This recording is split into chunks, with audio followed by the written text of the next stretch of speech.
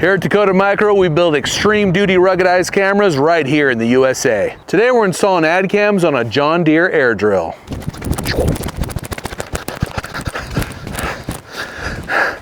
With 3 tanks, this thing's longer than my house. Sure, seed and fertilizer tanks have sensors and meters in them to tell you when things get low, but are they 100% reliable? Nope, nope, nope. So what is 100% reliable? Incoming sales pitch. How about AgCams in your tanks wired to the monitor in your cab? If it's wired, it works. AgCams are the only ag camera made in the USA and are made from a solid piece of aluminum bar stock, so they can handle most corrosive materials. Have a lifetime warranty against dust and moisture. Are repairable, have a glass lens, and are designed for agriculture.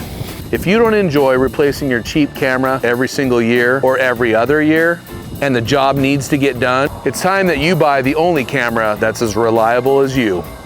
AgCam. Pain is temporary, film is forever. Pain is temporary, film is forever. Oh my gosh, it's cold out here. It's raining, it's windy, it's wet. Whew. Bye.